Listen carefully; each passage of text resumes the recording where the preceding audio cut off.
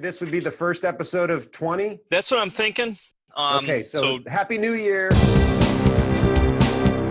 Meet the Pressers with Matt Mallory and Clint Macro. Brought to you by Public Safety and Education and the Trigger Pressers Union. And now, your hosts.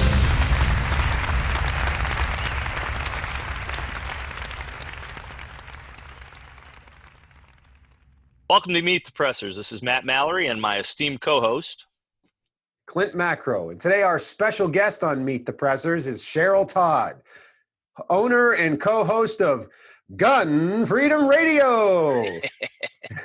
That was quite good. Well, thank you. Thank you so much for having me. This is awesome. This episode of Meet the Pressers is made possible with the generous support of the lawofselfdefense.com, Nikon, Shooter Technology Group, ASP, Saber Red, the Safer, Faster Defense Responder 2.0, and Lee Armory. Thank you.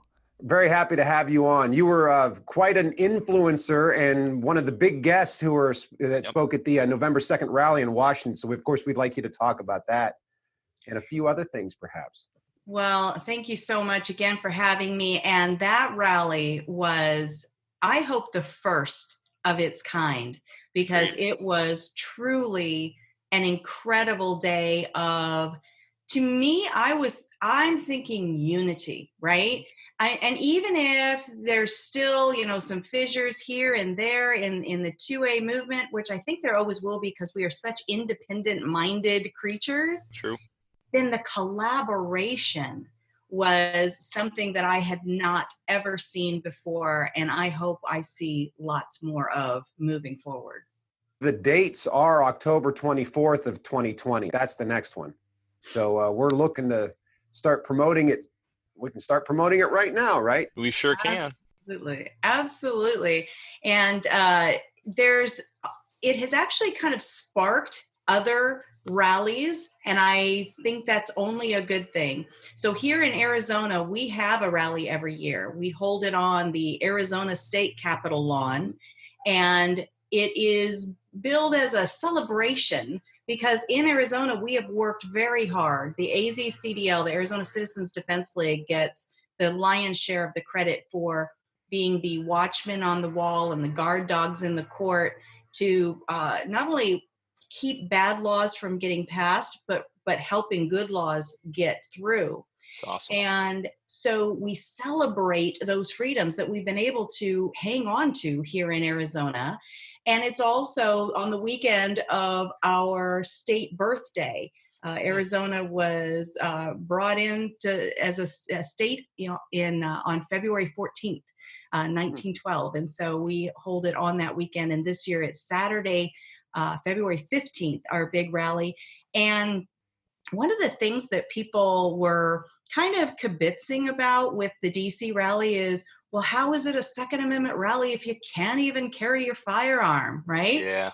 And it's like, well, those are the rules that we are trying to change. Exactly. Through this kind of activity, these rallies and talking and interacting with our elected officials.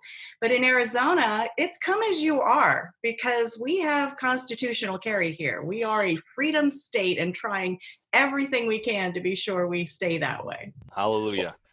Thank you. I think it's important to recognize, especially for folks that are just getting into Second Amendment advocacy, one of the brilliant things about holding that rally where it was held on November 2nd is that it takes away the opposition's ability to make it about open carry. Here in Pittsburgh, a lot of people organized a really brilliant rally at the beginning of last year after Mayor Peduto and the city council announced that they were going to pass illegal ordinances that violated state preemption. And over 1,500 people went downtown Pittsburgh. They left the city cleaner than they found it. It was really well done. People were very respectful. And that rally was about the fact that the mayor in the city of Pittsburgh was violating state preemption laws. But what happened was all of the news made it about open carry. And there is another breaking news story. An open carry rally is about to get underway in downtown Pittsburgh. They gathered on the other side of the street beneath the menorah and the Christmas tree and the wreath, many of them carrying weapons. And proud of their weapons they openly wore. Open carry rally. Carrying weapons openly. The firepower made some nervous. The open carry rally. Weapons openly displayed. The open carry protest, openly carry a gun. It's not the first time that we've had events that have been controversial. This is a site where Klansmen, Nazis, and counter-protesters once gathered. It remained peaceful, and the mayor expects the same thing Monday. But it gives him pause. With that amount of weapons that will be in plain sight, just worry about the general public. Firearms Owners Against Crime, we advise people to carry, conceal, and take a sign or wave a flag, but not to sling a carbine, although it is our right to do so. Absolutely. So one of the neat things about what happened on November 2nd was I could not find one article that said anything about open carry when they were reporting about the rally. And if you look at rallies all across the nation, the media spin is always making it about open carry.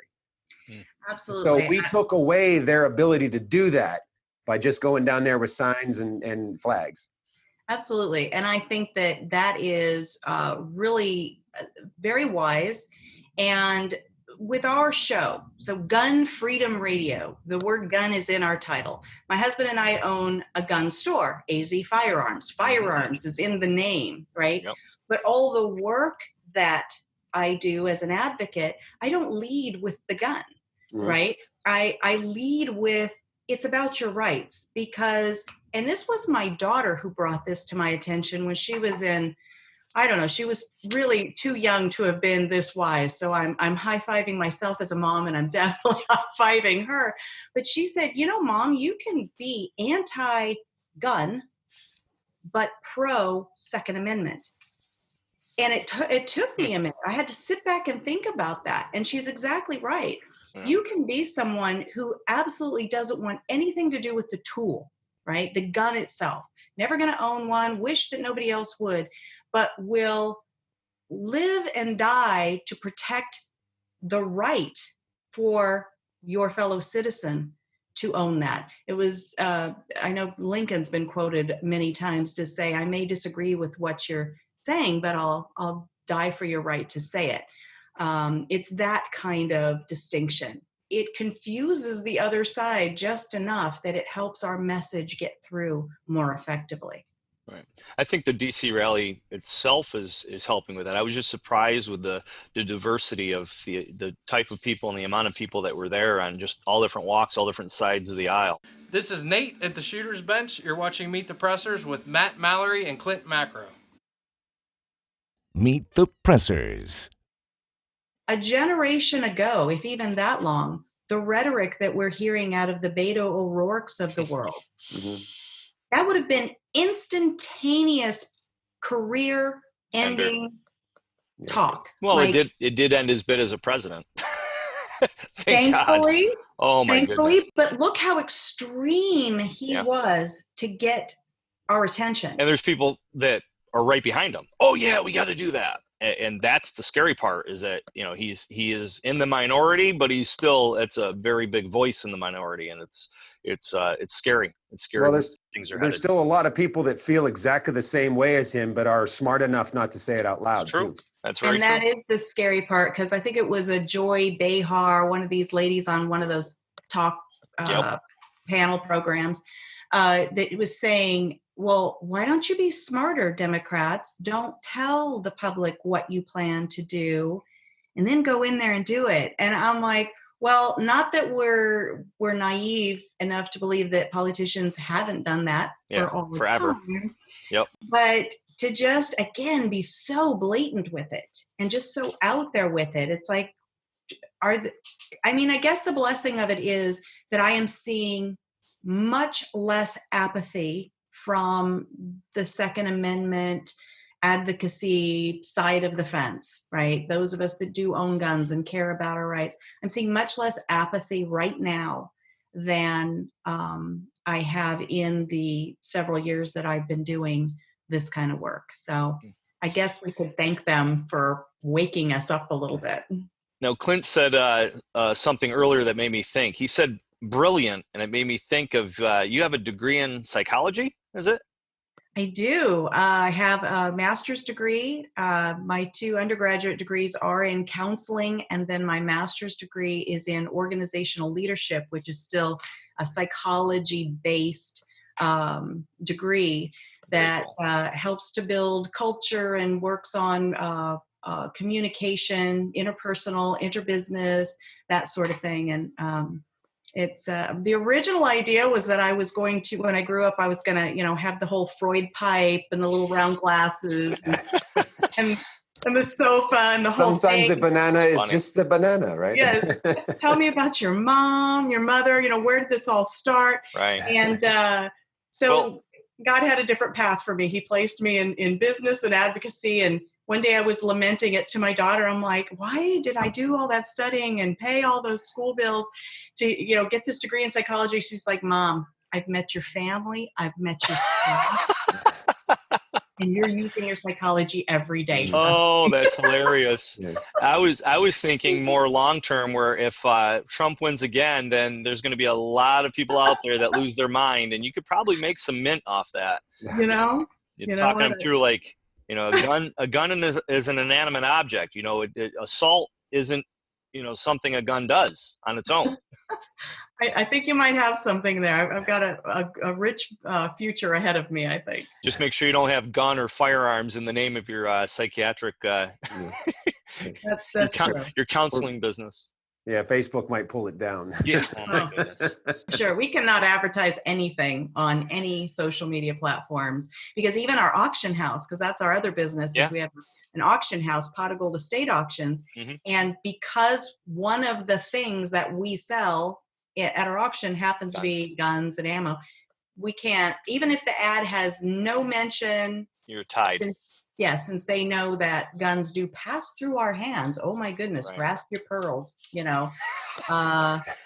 that no ads for you. I've been reasonably successful at not putting text on my posts, but I will make a PDF file like a poster, and all the text is on a PDF file. So someone has to actually get eyes on it to recognize it. Otherwise, the robots and the programs won't pick it up, because I won't put any text in the listing itself. That's been pretty useful. So you meme yourself. Yeah, I meme myself. Yeah, so I'll make an ad like a poster and then post the poster, so it just looks like a JPEG. I love it. See, we've always got to have these workarounds. It's like the PC guards and the anti-rights guards are standing there just waiting for us to say something, and then we're like, don't pay attention to this. Yeah, I'm just gonna pay no attention. Remember when we were kids, we used to do like letters and numbers. We say like the letter A is 1, and and we do it that way, and then we make some code. I seen somebody on Facebook did that. They actually put down, I may or may not have a, and then they did like bolt with B was like an 8, and it was all in cryptic. And if you read it, it's like bolt and then it's like bolt action rifle with scope for sale. And then somebody like sent a message to him or commented on it, and they're like, no, text me, don't comment. Yeah, exactly. But did it end with Jeffrey Epstein did not kill himself? Oh my goodness. I just seen one today where somebody did that. They did the dot torture test, and it was like, I saw that one. They called it. He's like, boom, boom, boom. And then they went up and they go, oh, yep, okay, you got it on this one. And it was Epstein didn't kill himself. Yeah, such clever. If we would put that energy into reaching out to our elected officials and telling them how to represent us, we would have no more problems. But in the meantime, we'll enjoy the fun of those memes. Now, along with everything you have going on and all the charity work you do, are you involved with the DC project?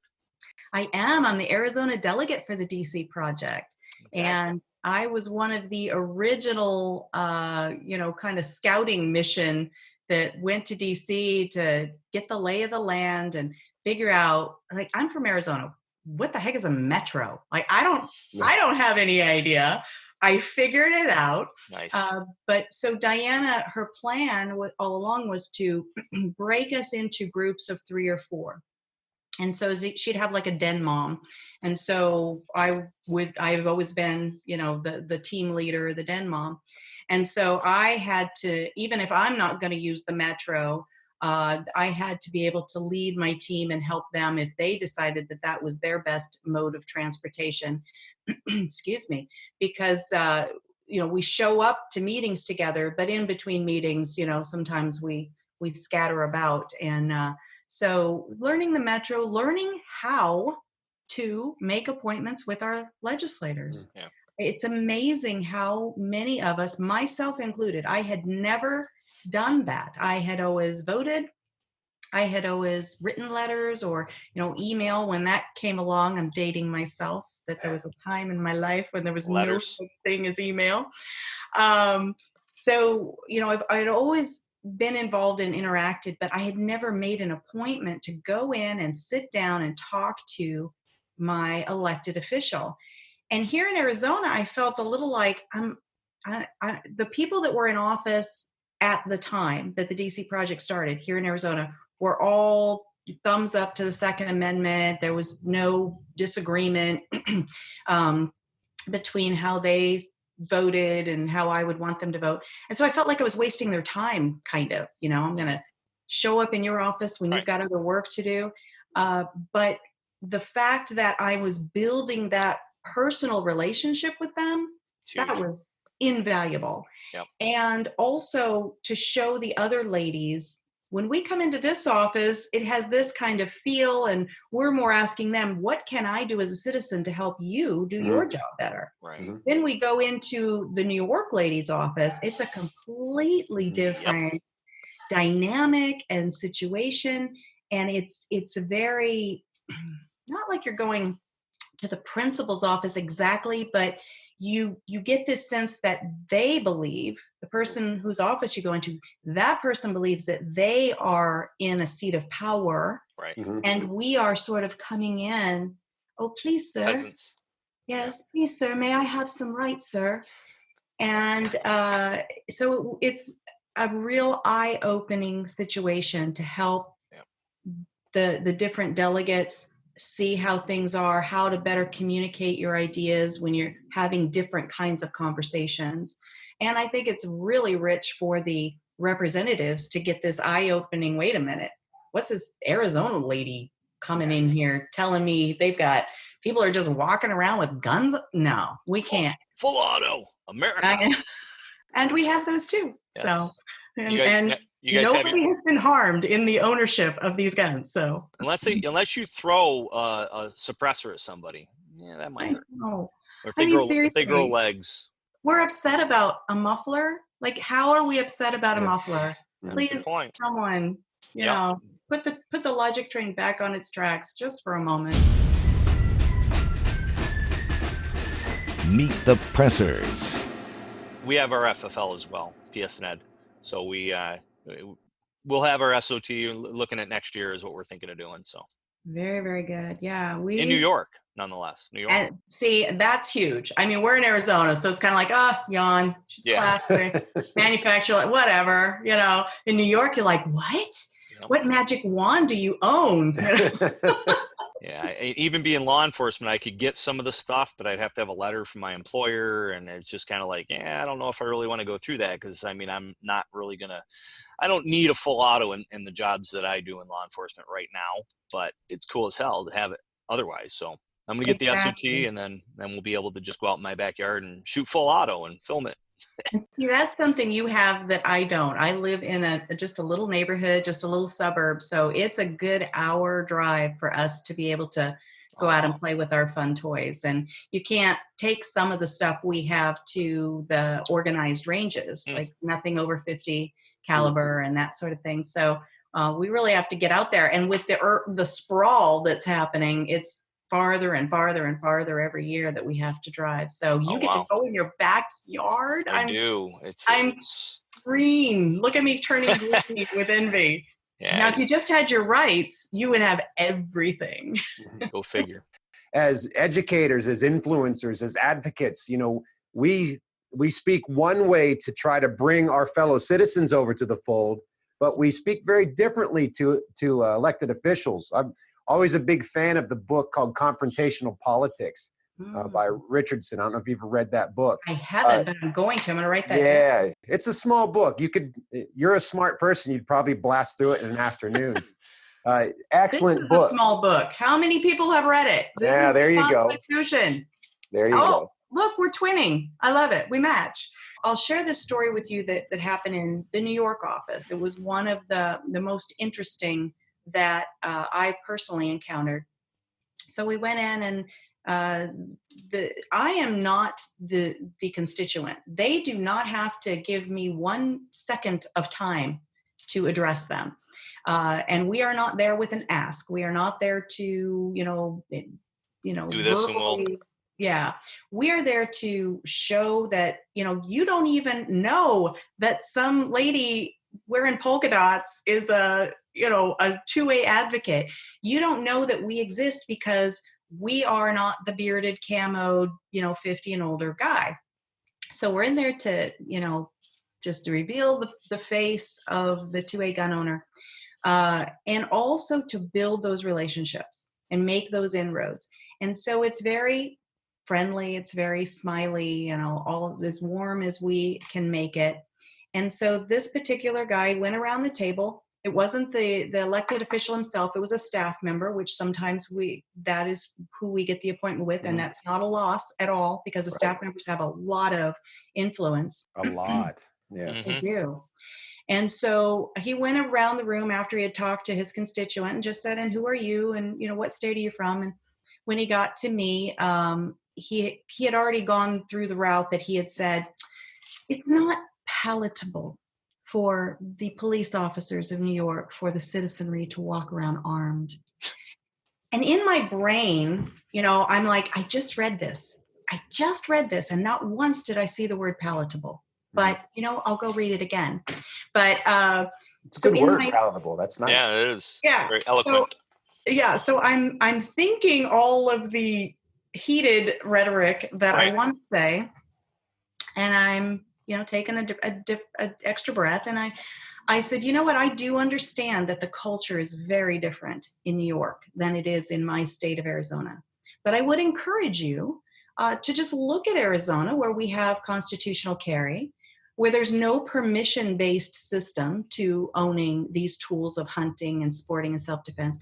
I would encourage you to look at Arizona as a real-time, real-life experiment in how it goes when the citizenry can and does just freely exercise that right.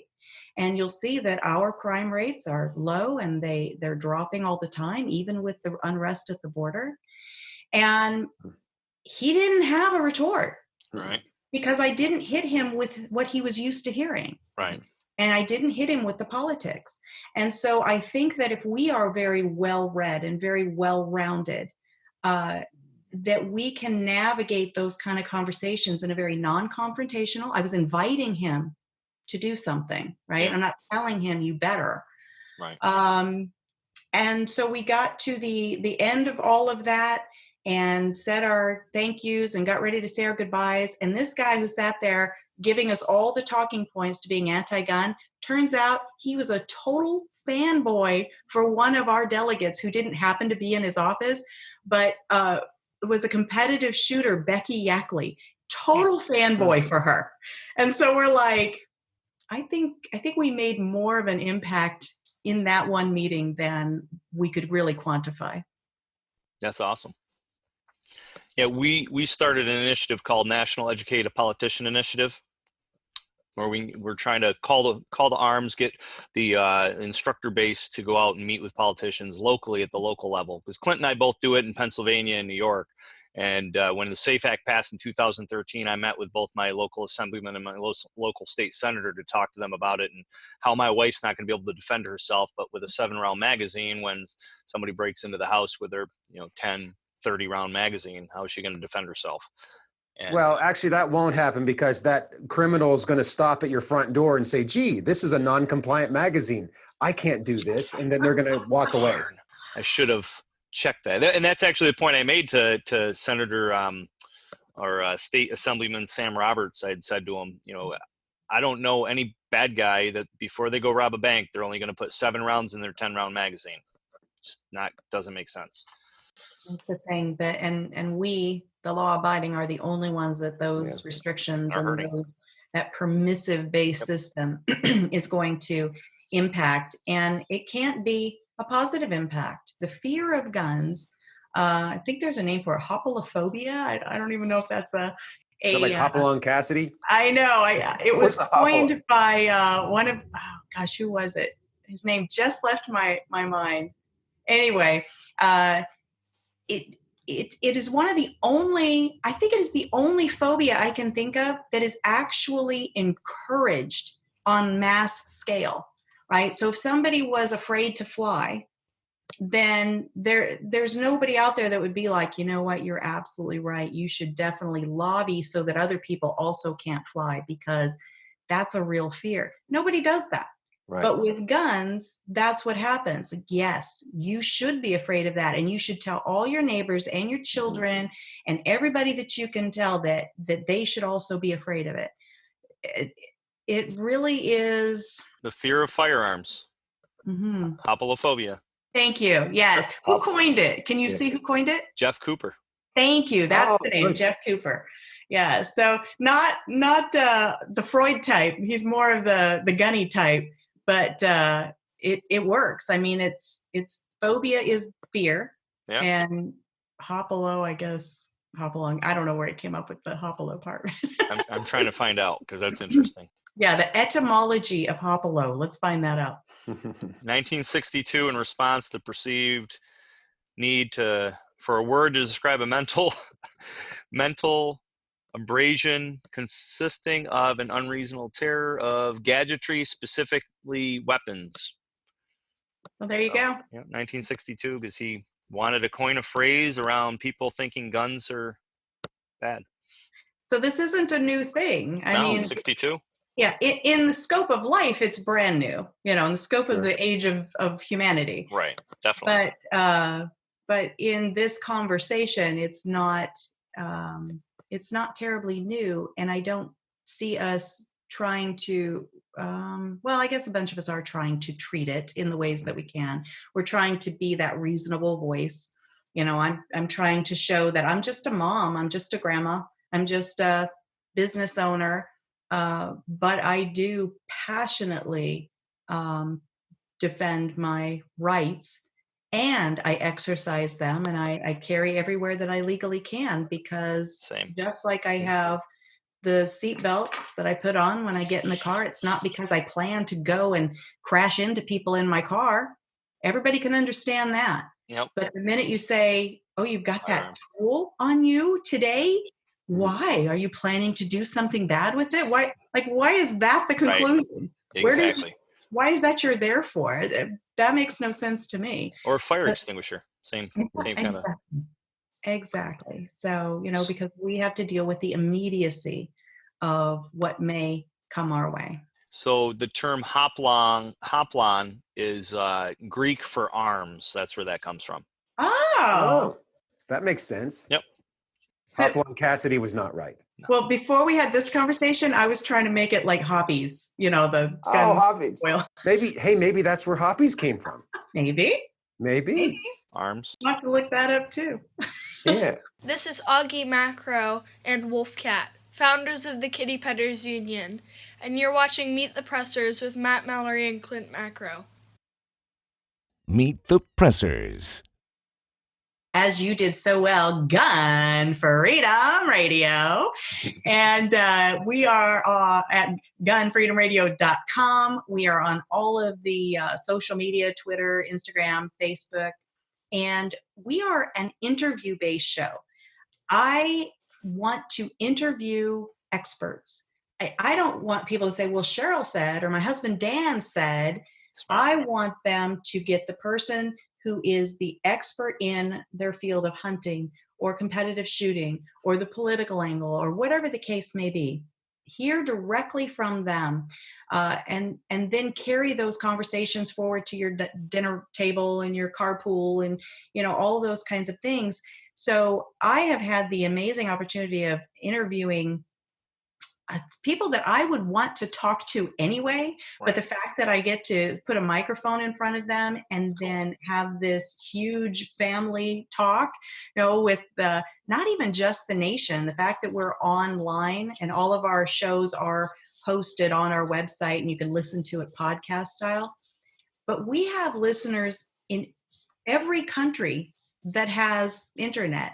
And it's fun to watch those analytics to see why is Sweden like super excited about us this week? Last week I had no listeners. This week there's like a whole bunch of them, and it is really, really fun. And I think that people are hungry for freedom everywhere, and that's what we talk about. We are gun freedom. So we don't just talk about the tools. Actually, we talk about the tools very rarely because that's not my expertise. That's not.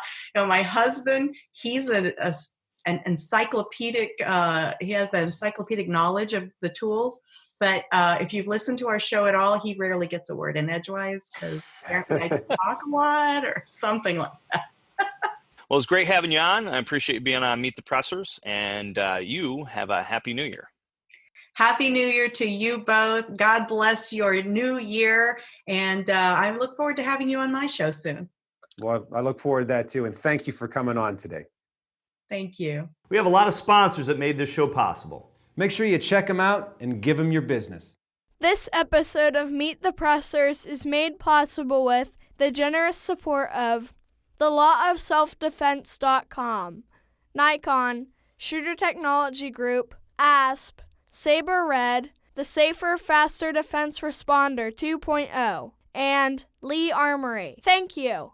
Thanks for watching the show. Make sure you like, subscribe, share, and click that little bell to make sure you know when our next episode's uploaded. Until next time, adieu. Thank you for watching Meet the Pressers.